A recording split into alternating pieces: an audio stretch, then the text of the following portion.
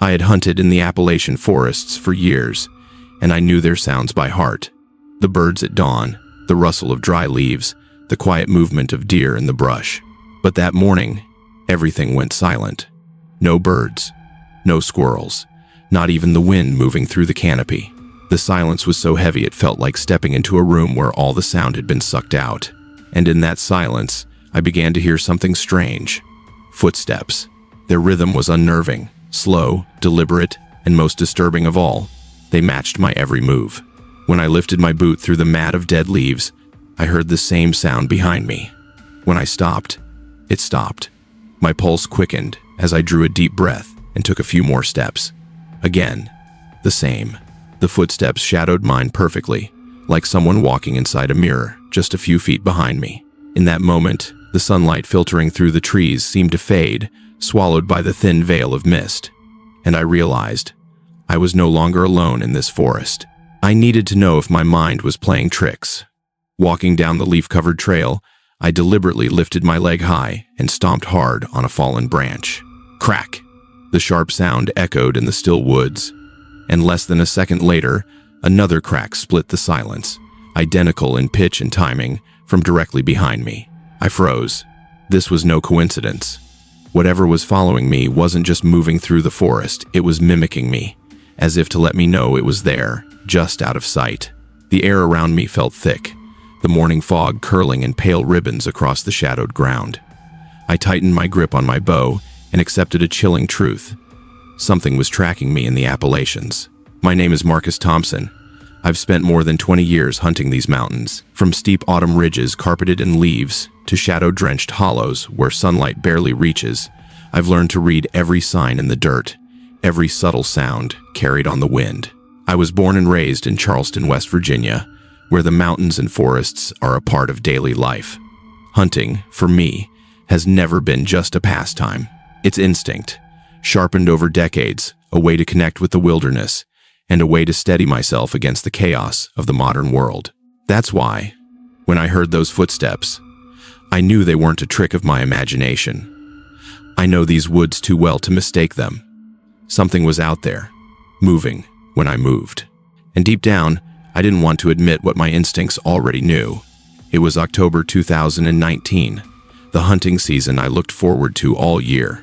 I had been preparing for weeks, because this wasn't just any trip, it was a rare chance to set foot on land almost no outsider had ever been allowed to enter. The property stretched nearly 500 acres, deep in the Appalachian wilderness, owned by a mountain family who had guarded it for generations. When they gave me permission to hunt there, I took it as a privilege. The land was so isolated that my cell service dropped out 15 miles before I reached the old wooden gate marking the boundary. From that point on, it was just me, my bow, my camping gear, and the endless forest.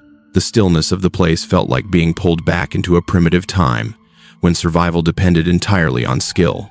What I didn't know then was that the biggest hunt of the year would become the most haunting memory of my life. The moment I crossed that weathered wooden sign, my phone went completely dead. No messages, no calls, no GPS, only the untouched wilderness stretching out before me. I had prepared for this. In my pack was everything I'd need to last 5 days. A lightweight tent, a cold weather sleeping bag, a camp stove, a hunting knife, rope, and most importantly, the compound bow I had trusted for years. I carried some dried food, but planned to rely mostly on spring water and fresh game. The first 2 days were almost perfect. I set up camp beside a clear spring where morning fog spread across a still pond. By day, I scouted game trails and marked promising spots, and by evening, the ridges glowed under golden autumn light. On the second day, I brought down a solid 8-point buck, a prize any hunter would be proud of. That night, I sat by the fire, listening to the crackle of burning wood and staring up at an Appalachian sky filled with stars. I thought to myself, this was shaping up to be one of the best hunting trips of my life.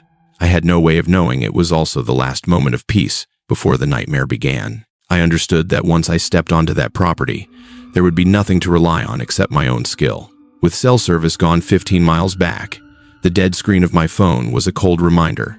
No maps, no calls for help, no lifeline to the outside world. Inside my pack, I carried everything I needed for survival. a lightweight tent, a sleeping bag built for the cold, a portable stove, a sharp hunting knife, rope, and my compound bow. Enough dried food for a few days, but mostly I would depend on the spring water and whatever I could hunt. Out here, every item in my pack was the thin line between safety and disaster. As I zipped my pack and stepped past the weathered wooden sign marking the edge of the property, it felt like I was entering a completely different world, a place where everything modern was left behind, and only the law of the mountains decided your fate. I chose to set up camp beside a narrow stream, where clear water tumbled over moss-covered stones. In the mornings, a veil of mist drifted above the surface, and at night, the sound of rushing water carried me into sleep.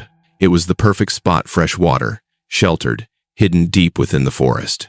For the first 2 days, everything went smoothly, almost too smoothly. I traced a few game trails where deer tracks crisscrossed the mud, and by the second evening, my arrow brought down a solid 8-point buck, a trophy any hunter would be proud of. Every time I looked up, the Appalachian autumn opened before me like a living painting, leaves blazing red, glowing gold, and deep green. Shafts of evening sunlight cutting through the canopy, casting golden fire across the forest floor. When night came, the sky turned ink black, spattered with stars, untouched by the glow of any human town. Sitting beside the fire, listening to wood pop and crackle while mountain winds sighed through the ridges, I thought to myself, this trip was proof of everything my years in the wild had taught me: my skill, my experience, my love for these mountains.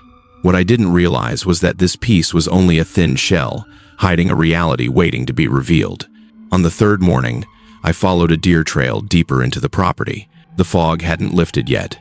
It clung between the massive trunks of ancient trees, wrapping the forest in a gray shroud. That's when I stumbled on something that made my heart seize. In front of me stood a towering oak, its trunk so wide it would take 3 grown men with arms outstretched to encircle it. From its lower branches dangled objects swaying in the mist. At first, I thought they were just hunting trophies someone had left behind. But as I drew closer, I saw I was wrong. Hanging from crude ropes twisted from plant fibers were small animal skulls, interlaced with bird bones arranged in eerie patterns, and strips of cured hide that stirred in the breeze. Then I looked at the trunk, and that's when the real chill hit me. Carved deep into the bark were crude human shapes, round heads, stick-like arms and legs, like symbols from some primitive tribe. They hadn't been cut with any modern blade. The grooves were jagged, rough, as if clawed by fingernails or chipped with stone tools. The forest was utterly silent, my heartbeat pounding like a drum in my ears. Under the gray light filtering through the canopy, the scene looked less like hunting trophies and more like a ritual left unfinished. I stepped back slowly, bow gripped tight in my hand. For the first time on this trip, a thought crept into my mind. Had I just crossed into territory that belonged to something I was never meant to find? I stood frozen at the base of the oak for several minutes, my heart pounding hard in my chest. Instinct told me to head straight back to camp, pack up, and leave this land before it was too late. But another instinct, part hunter, part curiosity, kept me rooted in place.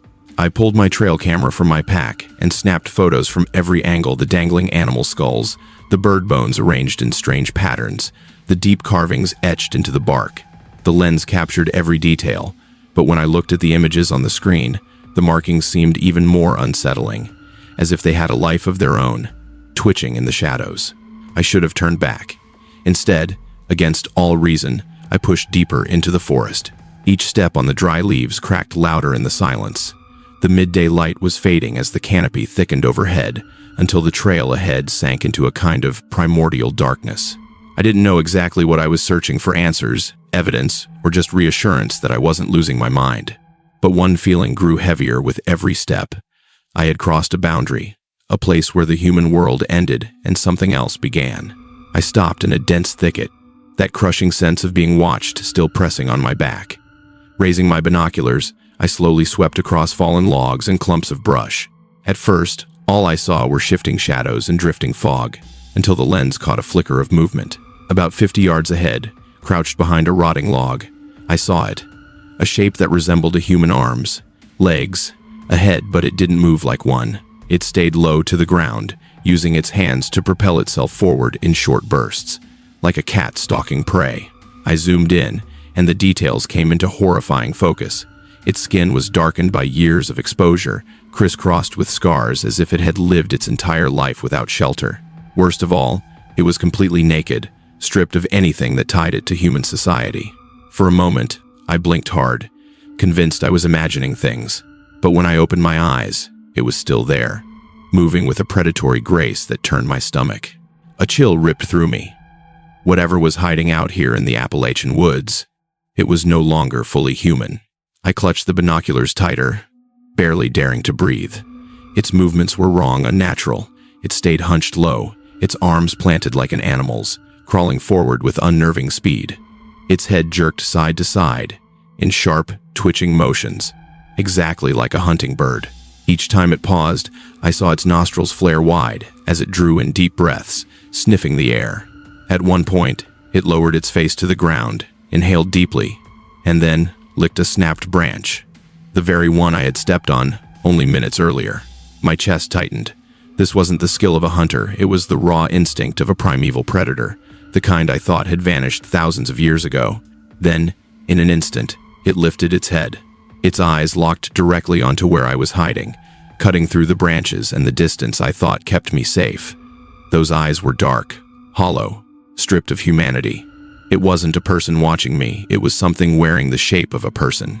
The moment that gaze pinned me, the entire forest seemed to suffocate. I felt marked a target in the sights of a predator. Before I could even look away, its mouth opened wide. From deep in its throat came a sound I will never forget. It wasn't human. It wasn't animal. It began as a guttural growl, harsh and metallic, like steel grinding on steel. Then it rose higher, stretched into a piercing howl that ripped through the valley, shattering the silence. The sound crawled across my scalp, raising every hair on my arms. It was ancient, half familiar, half alien, scrambling my brain because it fit into no category I knew. And then, only seconds later, the forest answered back. One voice, then two, then dozens, echoing from every direction. The same half-human, half-animal cry, layered in different pitches, blending into a savage chorus. That's when the horrifying truth hit me. I wasn't facing one of them. I was surrounded by a pack. Almost immediately, the woods erupted. From all sides came pounding footsteps, heavy and relentless, crushing leaves, snapping branches. I spun, searching for a way out, only to realize I was completely encircled. The sounds came from behind me, from both flanks, even ahead, like the entire forest had become a net, and I was the prey caught inside. Growls, howls, and shrieks twisted together into a feral symphony, bouncing off the mountains and crashing back in waves. It was as if the Appalachians themselves had woken up to scream in my face. I had no choice. I bolted forward, running full tilt. My heart hammered, lungs burning, every breath searing my throat. Shafts of fading daylight pierced the thick canopy, breaking the path ahead into shifting fragments of shadow and light, making the ground itself feel unstable beneath my feet. Behind me, the footsteps grew closer. I could hear every branch snap, every rock tumble down the slope, and woven between it all was the sound of heavy breathing that didn't sound entirely human. In that instant, a cold realization cut through me. I wasn't the hunter anymore. I was the prey. Panic surged, but instinct told me if I kept to the trail, they would corner me easily. So I veered hard, forcing myself up a steep slope, the ground slick with rotting leaves and jagged stone. Every step burned my lungs, my boots straining for grip against roots, my palms bleeding from clinging to sharp rock. But 20 years of conditioning in the wild kept me alive. While the pack circled below, I slowly gained distance. By the time the last light of day was gone, I had crawled onto a rocky outcrop jutting from the mountainside. With my back pressed against cold stone, I finally managed a breath, my chest heaving like it might burst. It was the only defensible place one way up, solid rock behind me. Night fell. Darkness swallowed the Appalachians whole. I curled inside my sleeping bag, bow never leaving my grip. From the valley below, their calls carried up in waves, low growls rumbling, high-pitched howls splitting the night. They didn't retreat. They were waiting. Every time the wind shifted, the echoes returned, as if the mountains themselves were whispering, "You're not getting out of here." I stayed awake until dawn, eyes wide, ears straining, And for the first time in my life, I felt truly small against the dark. When the first light finally broke over the ridges, I left the outcrop and carefully made my way back to camp. The trail I had walked before now felt endless, each step weighed down by the memory of the night. I prayed it had all been in my head, that I'd return to find my tent standing, the fire cold, and nothing out of place. But when I stepped into the clearing, my heart stopped. The tent had been ripped to shreds, its fabric tangled in the branches. My gear was scattered, clothes and food flung across the dirt. Every sign told the same story. Several of them had been here, searching through every piece I owned, leaving nothing untouched. And then I saw what they had left behind. Hanging from the branches around the camp were animal bones arranged in patterns, swaying in the breeze, identical to what I had found at the oak tree. They had followed me back, and this was their message. "You are on our ground."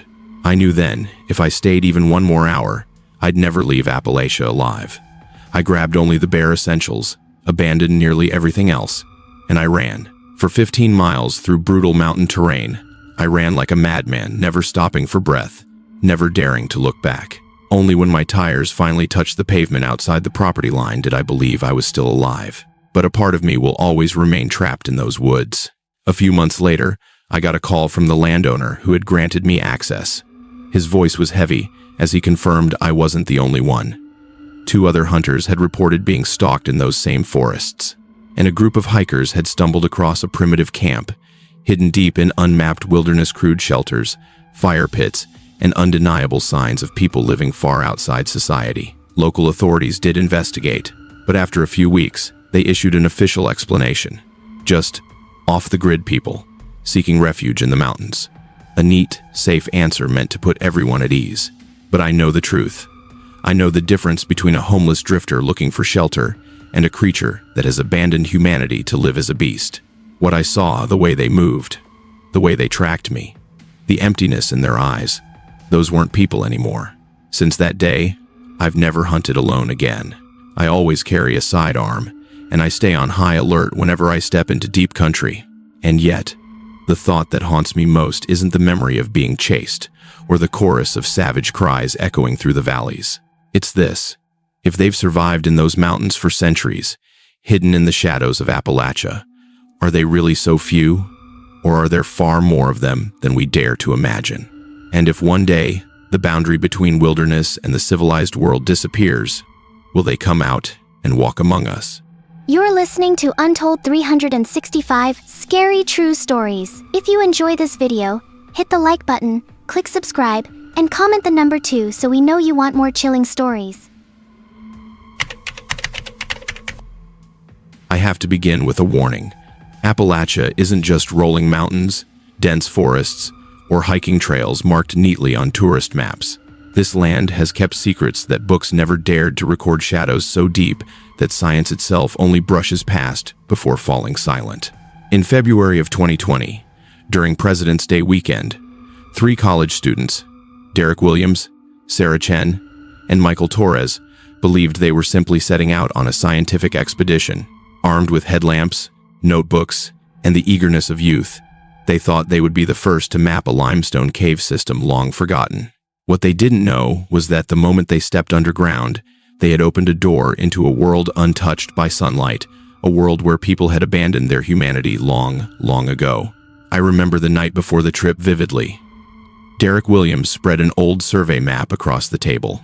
A geology student, he was obsessed with the hidden layers of limestone buried under the Appalachians. Sitting next to him was Sarah Chen, an anthropology major, always drawn to how humans adapt in the harshest environments. And then there was Michael Torres, raised among mountains, studying environmental science, carrying survival skills none of us could match. We all told ourselves this was nothing more than a scientific survey, to locate a limestone system noted on a 19th century mining map, but missing from modern exploration records. The goal sounded simple: fill in a blank spot on the map. But deep down, each of us carried a different motivation.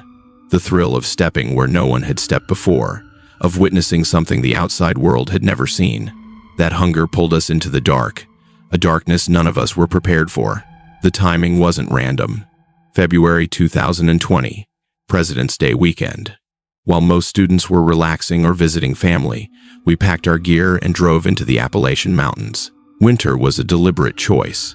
The cold, the treacherous slopes, the empty trails, it all meant fewer tourists, fewer chances of running into park rangers or rival explorers.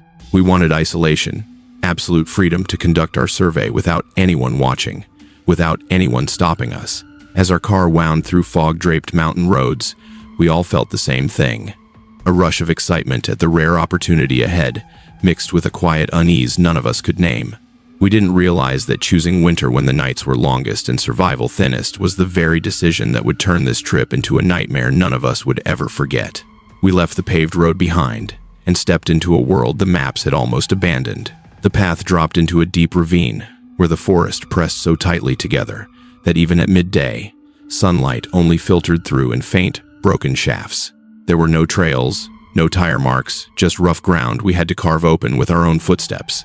On the topo map, this area was marked as a complete void, a 15-mile radius, without homes, without roads, without a single human structure. It felt less like wilderness and more like a place deliberately erased, as if even the mapmakers hadn't dared to touch it.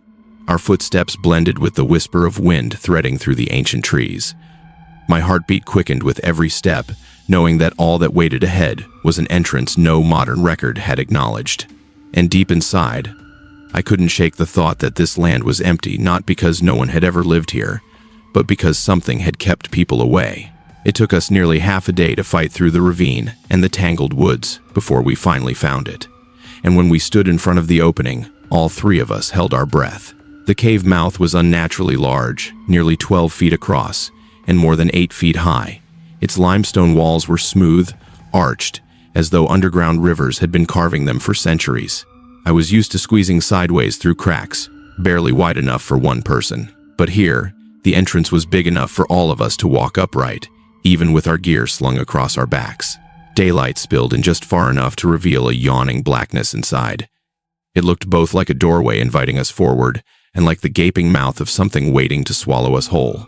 And I knew, once we crossed that threshold, turning back would never be simple. The moment we stepped inside, the darkness devoured us. Only the beams of our headlamps cut across the damp rock, throwing long streaks of light. The passage sloped gently downward, easier than I expected. The ceiling rose between 6 and 10 feet, giving us room to move freely without crouching. Every step echoed off the stone floor, joined by the rhythmic drip of groundwater from above. Together, the sounds formed a steady cadence, like an unseen clock ticking down. Our lights swept over towering stalagmites and glittering sheets of limestone, formations that had taken thousands of years to grow. They looked like frozen spires of ice, silent witnesses to ages long past.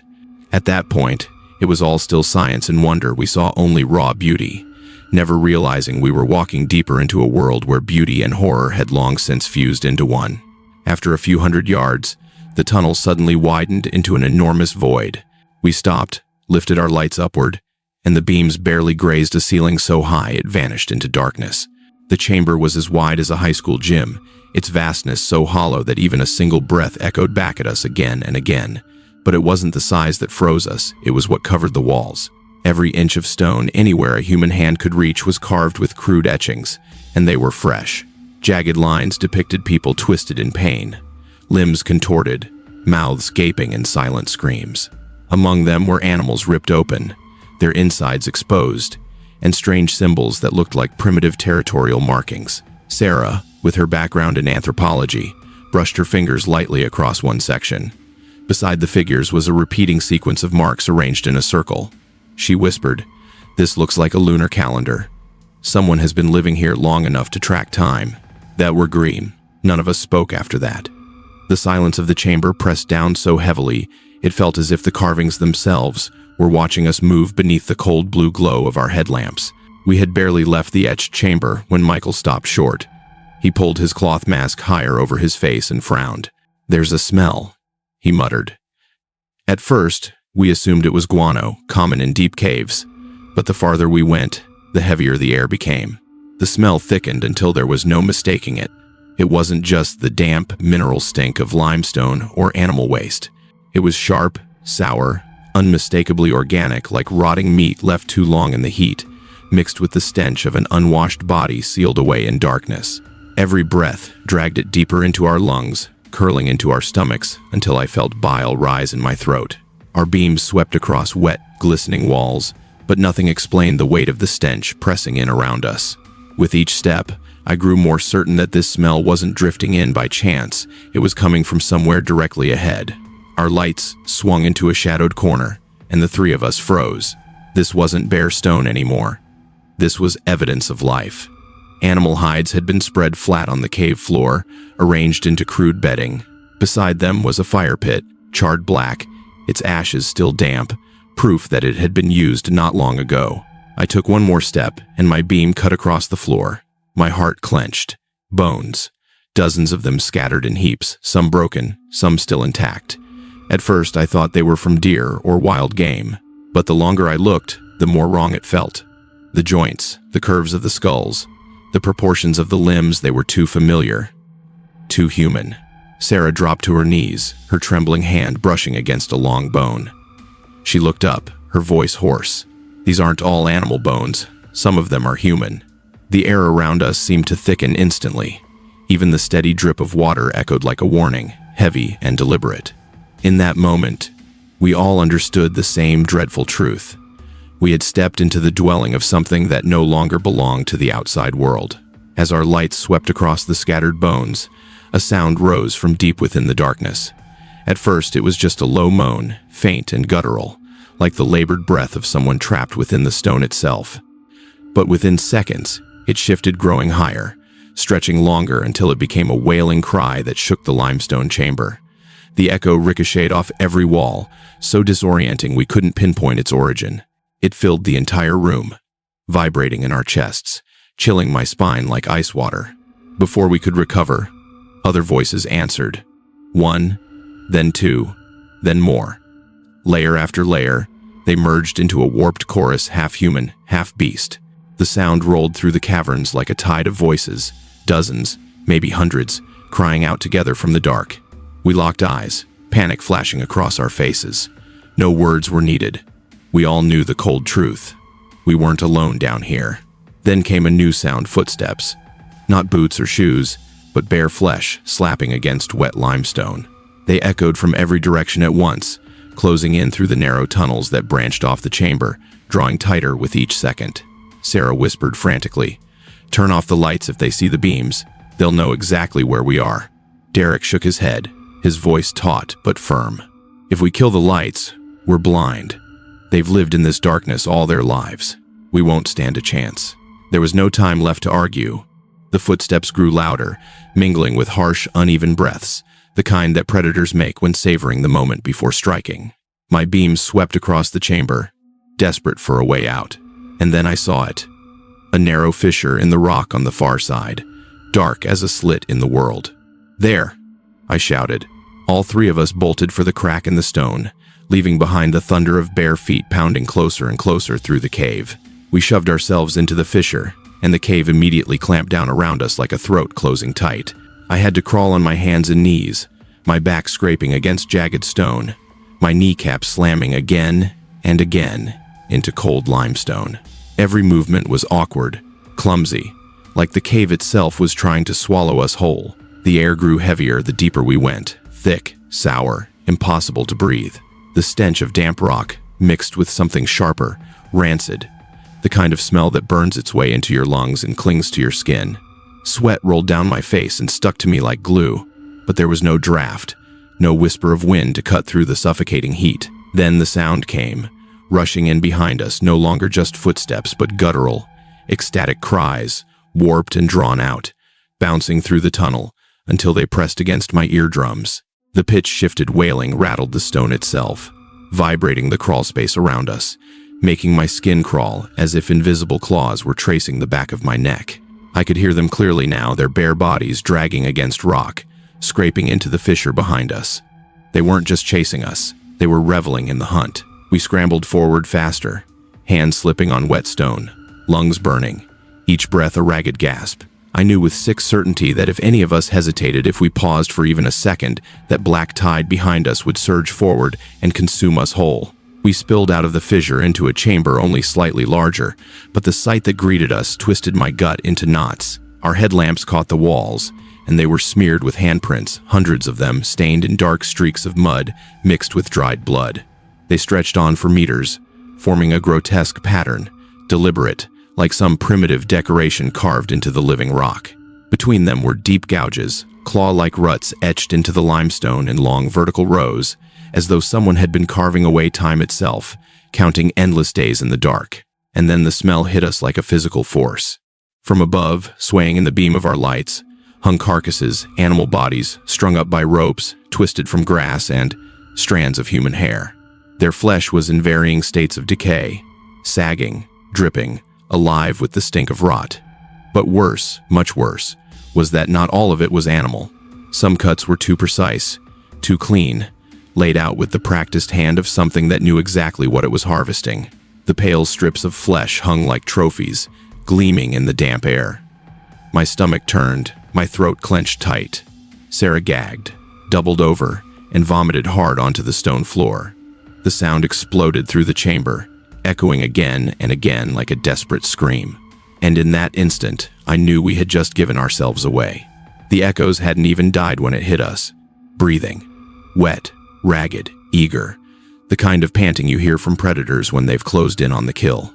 It filled the fissure behind us, closing fast. Derek swung his light in a frenzy, sweeping across the chamber until the beam froze on something in opening. In the far corner, a vertical shaft yawned upward, black and narrow, like a chimney into the unknown. His voice cracked but carried a desperate edge. Here, up here now. We had no other choice. The sound of bare feet pounding against stone was closing in, mingled with guttural screeches that warped and echoed through the narrow fissure. It felt like the darkness itself was swelling, pressing closer with every second, ready to swallow us whole. I lunged for the base of the shaft, my hands clamping onto the slick limestone, my boots scrambling for a foothold. The wall was steep, jagged, and wet, but it was the only way out. Without a word, all three of us began to climb, driven by sheer desperation, our hearts hammering in rhythm with the chase below. We clawed our way upward, fingers slipping across cold stone, knees tearing open against the sharp edges. From beneath us rose a sound that froze the blood in my veins, not just the rasp of breathing anymore, but distorted laughter, wet and broken, a grotesque chorus that was both human and not.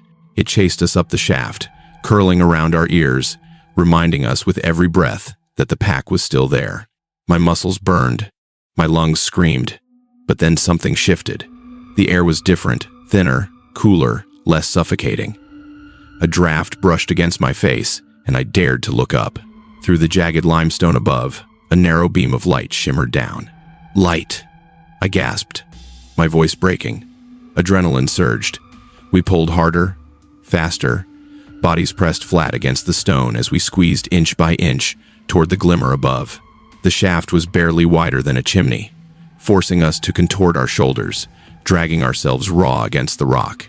Backpacks snagged, skin tore, but finally, one by one, we emerged into the open air. The winter wind of Appalachia slammed into us icy, biting, but glorious. We tumbled onto a leaf-strewn hillside, gasping under the open sky. Below, in the valley, our car sat like a tiny beacon of salvation. For the first time in hours, I felt the weight of survival in my chest. But relief lasted only a heartbeat.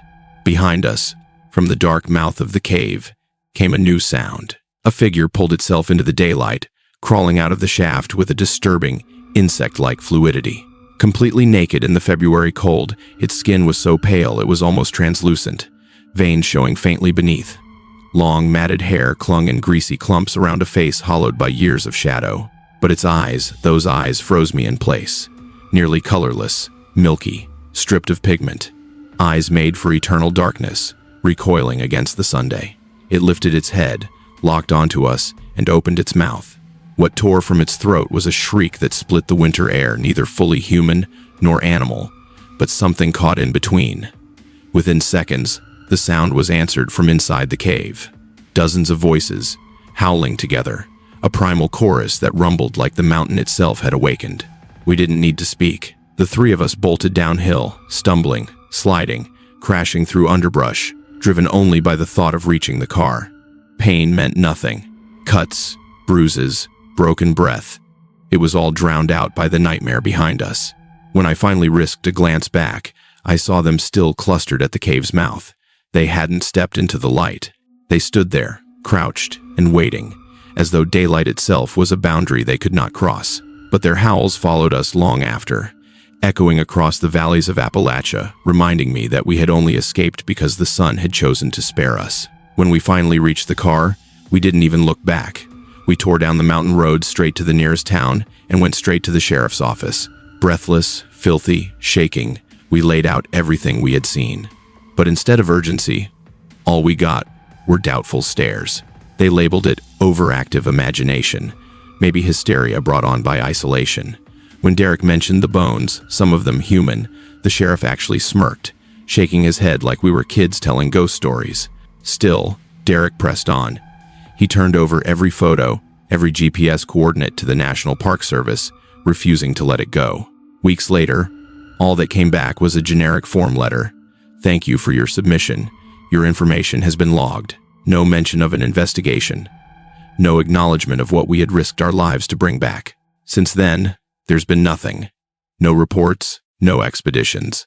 Official silence, as if our ordeal never happened. The three of us still talk, still relive that February in whispers. And there is one truth we all agree on. Beneath the mountains of Appalachia, there are people who abandoned their humanity long ago. They chose darkness over light, adapting to a world where no civilized person could last a day. And they're still there, hidden, waiting. Sometimes, when I let my mind wander back to that cave, a question claws its way in and refuses to leave. If the sun ever went dark, would they still stay underground? Or would they finally step out into our world? I remember that morning vividly. There were no birds singing, not even a whisper of wind through the dense pines, just a heavy silence, as if the forest itself was listening to every beat of our hearts. The night before, none of us had slept. The footsteps circling the cabin, the strange voices, and those handprints on the glass still clung to my mind as if they had happened only moments ago. When the first rays of sunlight pierced through the trees, I stepped outside, and what I saw left no room for hesitation. All around the cabin lay broken toys, wooden figures carved with unsettling symbols, and blurred photographs printed from my own trail cameras, images of my wife and children in their most private moments. There was no longer any doubt. We were not alone. I caught the pale light glinting on the window, where those unnaturally long handprints still lingered. The only sound was the pounding of my own heartbeat, loud and relentless, like a war drum. In that instant, logic didn't matter. The only thing left was instinct, survival. I didn't say a word to Jennifer or the kids. I just gave them a look, signaling to pack whatever they could carry. No breakfast, no final check.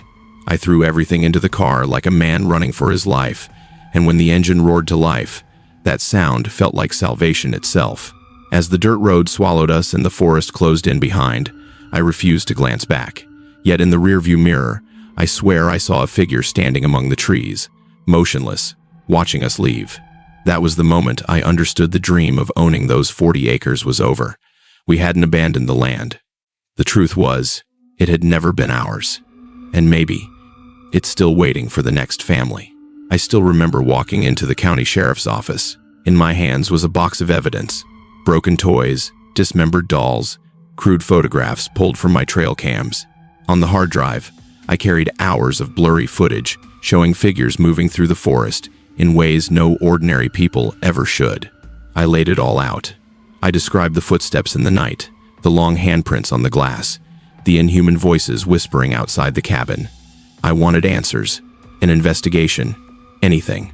But across the desk, the deputy only nodded absently, his eyes dull, as if I were retelling some backwoods folklore. Probably just a few drifters, he said, people living rough out in the woods. His words felt colder than any mountain wind I had ever known. I wanted to protest, to shout that no drifter leaves handprints with elongated fingers or prints photographs from a stranger's trail cameras. But when I looked into those indifferent eyes, I realized the truth. My story was too strange, too far outside what they were willing to believe. I walked out of that office feeling like I had just thrown out a distress signal into empty space. No one answered. No one wanted to answer. And the most chilling realization was this: if anything happened to us out there in those woods, no investigation would ever follow. After leaving the land behind, I started searching for answers elsewhere. I spoke with other landowners in the area, people who had once shared the same dream I did, building a small cabin, living close to nature, escaping the noise of the city. But what I heard from them froze me to the core. It wasn't just me. Many other families had abandoned their projects in that same region. One man told me he packed up and left in the middle of the night, without even taking his belongings, after his young son saw faces pressed against their windows. A woman shared how she would regularly find handmade wooden crafts left on her porch, even though her property was miles away from the nearest road. That's when I started hearing about an old legend whispered among locals. Back during the Great Depression, when the entire country was struggling, some families retreated deep into the Appalachian Mountains to survive. They never came back to society. Over generations, they learned to exist in the shadows of the forest, developing their own language, their own customs, even a way of moving that no longer resembled ours. Some people call them the shadows of Appalachia. No records, no maps, no legal boundaries could ever contain them. They had been out there so long, they seemed to have forgotten the outside world even existed. Listening to those stories, I couldn't shake the chill. Everything my family and I had experienced, the strange voices that weren't quite any language, the handprints with impossibly long fingers, the eyes watching us from the tree line, all of it suddenly lined up with the legend. And the most terrifying thought of all was this: maybe it wasn't just a legend. We had no choice left but to sell the land. All the money, all the time, every ounce of sweat poured into that cabin's foundation, it was gone. I agreed to sell at a massive loss, as long as it meant breaking free from the place that had left my family trembling through the night. The buyer was a middle-aged hunter, his eyes lighting up when I told him about the isolation, the deep woods. I can still see the way he smirked when I tried to warn him. I told him about the handprints on the glass, the voices that blended human and animal sounds, the photos printed from my own trail cameras. He just shrugged, waving it off as if I were some city guy spooked by shadows. "That's just people scaring themselves," he said. "I've hunted black bears in Alaska. I've slept out in snow that came up to my chest. A little Tennessee wilderness isn't going to scare me." In his eyes, I saw confidence, but also blindness. I wanted to insist one last time, to tell him there are things you can't measure by experience or explain with survival skills. But I stayed silent, because once someone dismisses a warning, every detail you give them only becomes part of a story they don't take seriously. We handed over the keys, signed the papers, and walked out of the notary's office. I remember that moment clearly. The sky outside was gray, the wind cutting through rows of bare trees, like a reminder that I had just left behind a darkness someone else was now willingly stepping into.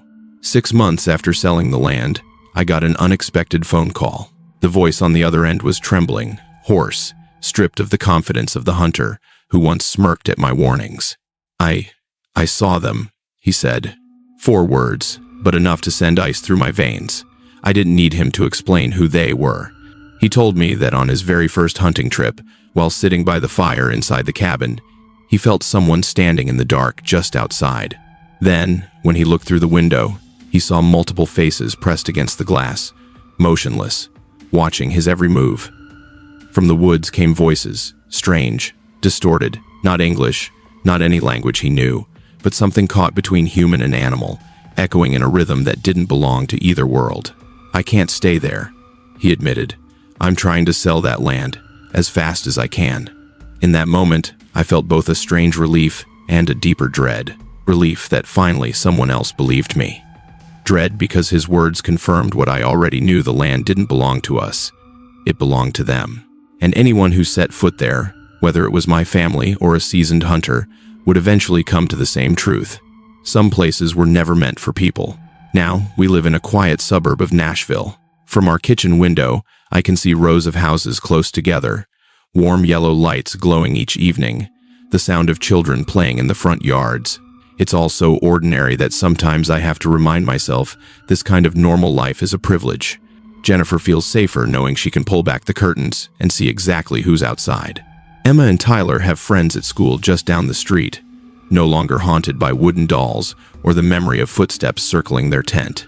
And yet, on nights when the world feels too still, when the wind moves through the trees just right, I can still hear it in my memory, that strange language, half human, half beast. And every time I look up from the sink and see my own reflection in the kitchen window, I shiver, remembering those long, twisted handprints pressed against another window, in another house, deep in the Appalachians. We chose to live among neighbors, in the safety of streetlights and sidewalks, but the truth is, some darkness never leaves. It waits quietly at the edge of memory, ready to return the moment you let your guard down. If there's one thing I learned from all of this, it's this.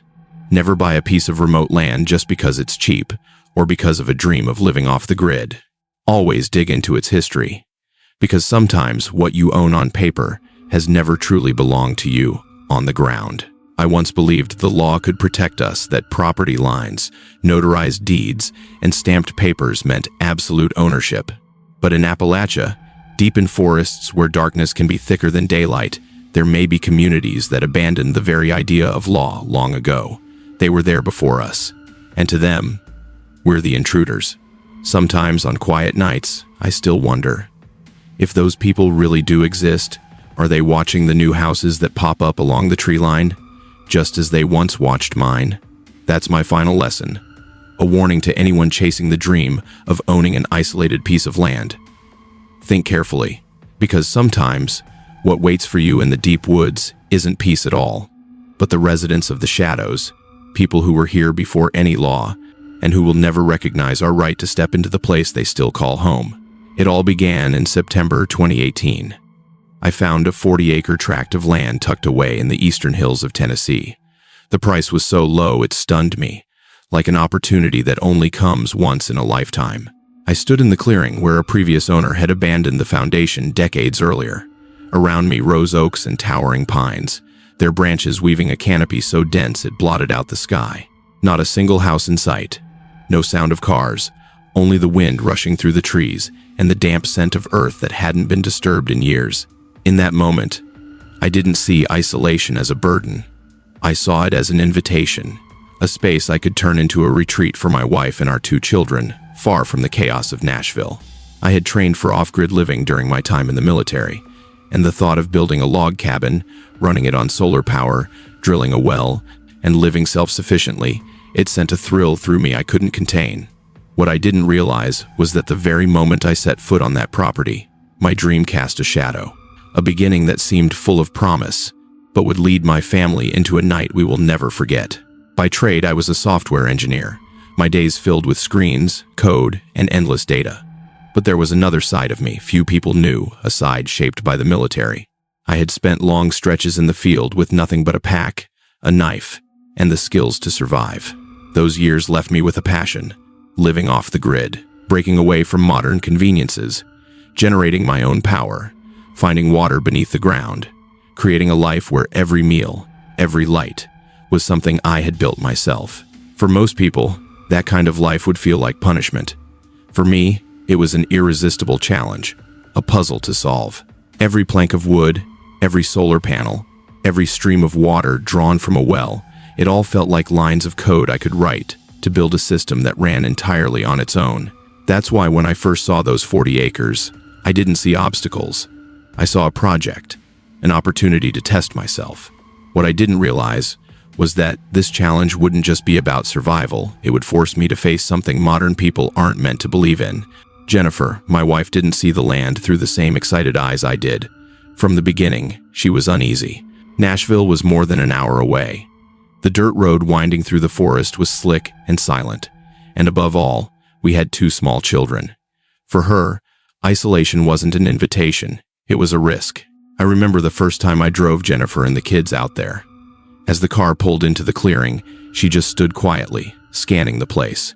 No neighbors, no dogs barking in the distance, no porch lights flickering through the trees, just a heavy sky draped over towering pines. Her eyes carried both caution and dread, as if she sensed the land held more than what we could see. But then, the numbers spoke for themselves. The property was so cheap it felt unreal. And with all my confidence in living off the grid, I promised her we could turn this place into our own haven, A place where the kids could grow up surrounded by nature instead of concrete and traffic. In the end, Jennifer nodded, not because her fear had disappeared, but because she wanted to believe that a greener, quieter life could truly begin deep in the Appalachians. Neither of us knew that the price we would pay for that choice would be far greater than any number on a deed. By October 2018, we committed to spending a full weekend on the land.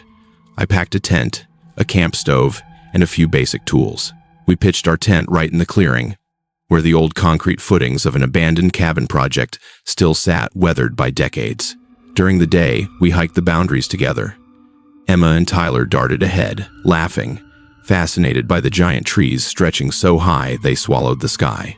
The Appalachian forest was suffocatingly dense. Sunlight broke through only in streaks, falling across a carpet of leaves several feet thick beneath our boots. Every step snapped twigs and echoed with the crunch of dry branches. Off in the distance, the sound of water trickled through rocks, mixing with the calls of strange birds that seemed to drift in from some hidden depth of the woods. I remember telling Jennifer, "Do you hear that? It's so quiet you can hear your own heartbeat." But in her eyes, that silence wasn't peace. It was hollow, unsettling. We couldn't have known it then. But that harmless weekend trip marked the first time my family stepped into someone else's territory, into the domain of those who, even then, were already watching every step we took. That afternoon, while I was measuring the boundaries of the property, Emma came running toward us, her eyes wide, her small hand clutching a tiny wooden doll. She pulled us to the base of an old pine tree, where the ground was thick with damp, rotting leaves. There, I saw a carefully arranged circle. Wooden dolls and crudely carved little animals, each dressed in scraps of faded fabric. They were set neatly in place, facing each other, as if participating in some kind of ritual. I bent down and picked up one of the wooden animals. The wood had darkened from years of weather, its edges worn smooth. I tried to calm everyone, saying they must have been old toys left behind by children who once lived nearby. But before the words were even fully out, Jennifer reminded me that the realtor had been clear. The land had been abandoned for more than 20 years. No one had lived here. No children had played here. I kept my voice steady, but in my mind a question flashed, one I didn't want to acknowledge. If this place had been deserted for decades, then who arranged these dolls? And why? The fading light of day filtered through the trees, casting narrow beams across the strange circle. Small shadows stretched across the damp ground, distorted as if they were shifting on their own. I told myself it was just a trick of the light, but when I looked into Jennifer's eyes, I saw the same realization written there. We were not alone. That night, after the fire had burned down to glowing embers, we huddled together in the new tent. No cars, no lights in the distance, just darkness pressing down on the forest all around us. I must have drifted off for only a short while before Jennifer shook me awake. Her breath came fast as she whispered, "Do you hear that?" I strained my ears but only caught the wind moving through the trees. She grabbed my hand, ice cold, and said she had been listening to footsteps circling the tent. It wasn't the sound of animals darting about, nor branches snapping at random. The steps had a rhythm, heavy and deliberate, like someone trying to move quietly while keeping us under watch. I sat up, listening hard, but the moment I was fully awake, the sound was gone. What remained was a silence so tight it pressed on my chest, so sharp I could hear the pounding of my own heart. We lay there motionless, not daring to speak.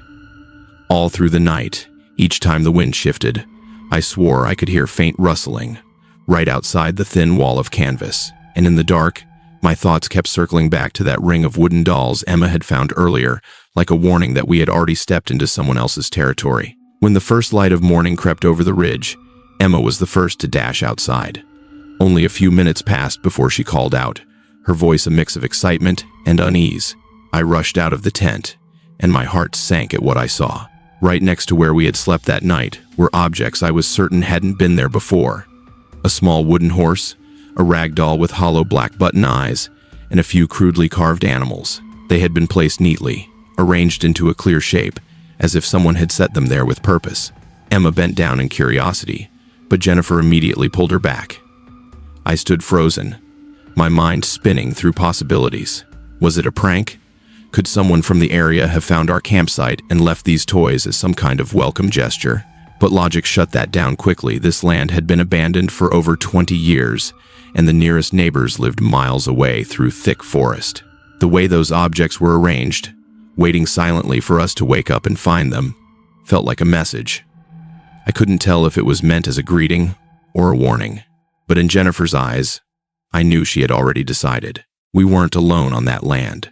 Someone, or something, had been there with us from the very first night. I kept going back to the property anyway, despite Jennifer's growing hesitation. At first, just day trips. Later, full weekends, as the frame of the cabin began to rise. I told myself it was only in my head that the vastness of the wilderness could trick the mind into fear. But every single visit, I found new objects. A rough wooden bowl placed right on top of my tools, a misshapen carved spoon lying next to the unfinished foundation, a small basket woven from forest vines left exactly where Emma and Tyler had sat playing before, and always the toys. Wooden dolls, carved animals, crude figures clumsy in design, but positioned too carefully to be random. They were never scattered. They were always placed where I couldn't miss them, like someone had been watching me work, watching the kids play, and chose those exact spots to leave their signs. It is not l'action set a flocket. Is nowhere to pareded. Each item was a chilling reminder. We were not alone. The land I thought was mine had, in truth, been claimed by someone or something long before us, and they were tracking every step, every swing of my hammer, every moment we tried to turn the forest into a home. Over time, these handmade objects became harder to dismiss. At first, they appeared around the clearing, where I could almost write it off as coincidence. But then, they began showing up in places far too specific, too intimate, to ignore. A bowl left right next to the toolbox I had closed the day before, a small wooden doll tucked neatly into the corner where Emma and Tyler always played. And then the moment that made my stomach drop, a tiny basket, placed carefully on the windowsill of the unfinished cabin. And that meant only one thing. Someone had been inside. Not just watching from the tree line, not just passing by. They had crossed onto the property, stepped through the skeletal frame of the cabin, and left their mark inside the very space I had been calling home. I still remember the first time I saw one of those objects sitting on the unfinished foundation wall. The late afternoon sun cut through the trees, casting its shadow across the dirt floor like a stain that could never be erased. I stood frozen for minutes, listening to the wind whistling through the open frame of the cabin, and in that moment, I realized something terrifying. Every step my family had taken was being tracked. Every spot where we paused, every place my kids laughed and played, it had all been marked and remembered by our unseen neighbors, recorded through these strange gifts. When the unease became impossible to ignore, I did the only thing that could prove I wasn't imagining things. I set up trail cameras around the property line. I mounted them to thick trees, aimed down the natural paths leading into the clearing where we were building the cabin. For days, the memory cards filled with nothing but animals, deer, squirrels, the occasional raccoon. But then, one night, as I scrolled through the footage, I froze. Figures appeared on the screen blurry, stretched by shadow and movement. Not animals, people, several of them. What chilled me wasn't just their presence, but the way they moved. Not the careful pace of hikers, not the clumsy gait of someone lost. Their thin bodies glided through the woods with uncanny ease, fluid like predators built for the forest. They wore almost nothing, just scraps of cloth or animal hide draped loosely over their frames. In the dead of winter, when my own breath fogged the air, they moved as if the cold didn't exist. I remember one frame clearly. The infrared caught a pair of eyes, glowing points staring directly into the lens. For several seconds, the figure stood perfectly still, as if it knew exactly where the camera was placed. That was when I finally understood. I wasn't the one doing the watching. I was the one being watched. By March 2019, the cabin was complete enough for us to spend the night. The solar system worked, the well was flowing, and the wooden frame was finally enclosed. I thought it would be the true beginning of our dream. That evening, we gathered in the small kitchen. The sound of chopping on the cutting board, the bubbling of boiling water, the warm glow of the light reflecting on Jennifer and the kids. For a moment, I let myself believe the fears had been nothing but imagination. But then Tyler, my 6-year-old, suddenly froze. He pointed toward the window, his voice trembling. "Dad, someone's out there." I turned quickly, At first, I only saw the darkness pressed against the glass, the reflection of the stove flickering behind me. But as I stepped closer, I noticed something different. A cloudy patch of condensation on the window, like someone had been standing there, breathing against the glass in the cold night air. I yanked the door open and swept the flashlight across the clearing. Wind howled through the unfinished boards, leaves crackled beneath my boots. Nothing, not a soul in sight. But when I looked down, I saw them. Clear tracks pressed into the damp soil around the cabin's foundation. Not just one set, at least 4. Some of them so small they could only have belonged to children. I gripped the flashlight tighter in my hand. A chill ran straight down my spine. We weren't starting a new life here. We had stepped into a house that hadn't been ours for a very long time. The next morning, as sunlight cut through the gaps of the unfinished cabin, I stepped outside to check around the foundation. What I saw made my chest tighten instantly. In the damp soil were clear tracks, not 1 or 2, but dozens. Some large, some small. A few so tiny they could only have belonged to children. They overlapped and circled the cabin, as if an entire group had stood still for hours, watching us through the thin glass. But what froze me completely were the handprints left on the window. Someone had pressed their palms against the glass while staring inside. I leaned close, and the morning light revealed details that made my skin crawl. Fingers longer than they should have been, palms thick with calluses, the skin crisscrossed with rough scars. Jennifer took photos before wiping them away, but we both knew the truth. This wasn't imagination anymore. They had been right there, within reach, touching the glass, just steps from where we slept. The night before, when Tyler swore he saw a face in the window, he hadn't been imagining it. We had been watched, studied, and those twisted handprints were proof we could no longer deny. That night, as the Appalachian darkness settled in, our cabin felt fragile, like a paper box against the weight of the forest. The wind slipped through the cracks in the boards, the insects went silent, and then the sounds began. At first, I thought it was voices, maybe hikers passing by. But the longer I listened, the more wrong it felt. Words rose and fell like human speech, but woven with growls, low hisses, and guttural tones like something feral. The language was both familiar and alien, as if someone was trying to mimic human conversation but twisting it into something that didn't belong in our world. Jennifer clutched Emma and Tyler close while I stood at the door, flashlight in hand. The voices moved around us, sometimes drifting far, sometimes pressing right against the thin wooden walls. And then suddenly, the door handle rattled. Slowly, deliberately, like someone testing to see if it was locked. We huddled together in the main room, not daring to close our eyes. All night I heard it, the crunch of footsteps circling, the snap of branches just beyond the walls, and that haunting, broken language whispering without end. When dawn finally pushed its pale light through the window, I stepped outside, and I wish I never had. Surrounding the cabin were dozens of handmade objects, wooden bowls, woven baskets, dolls, carved animals, but every single one had been snapped apart, torn to pieces, marked with strange symbols that looked like warnings. Some of them were smeared with a dark substance I didn't dare identify. Worst of all, scattered across the ground were crude sheets of paper, printed with images taken from my own trail cameras. Pictures of me, Jennifer, and the kids, captured from hidden vantage points. Some even showed the inside of our cabin, taken through the windows during moments when we believed we were completely alone. In that instant, the truth became undeniable. We were no longer the observers. We were the prey, tracked, marked, and given a final warning.